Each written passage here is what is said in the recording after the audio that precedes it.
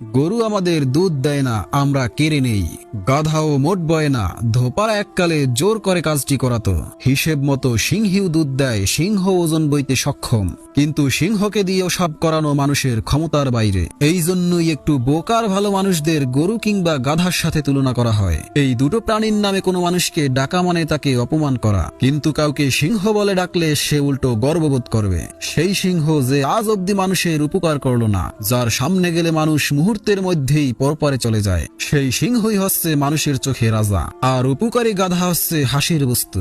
অতিরিক্ত ভালো হওয়ার সমস্যা এটাই, অতিরিক্ত ভালো মানুষরা কারো কাছে গুরুত্ব পায় না। তুমি নিঃস্বার্থভাবে ত্যাগ করতে থাকো, ভালো মনে করে ক্রমাগত উপকার করতে থাকো, আঘাতের পর আঘাত সহ্য করেও হাসি মুখে কাউকে ভালোবাসতে থাকো, তুমি কিন্তু তার চোখে গাধা ছাড়া আর কিছুই হবে না।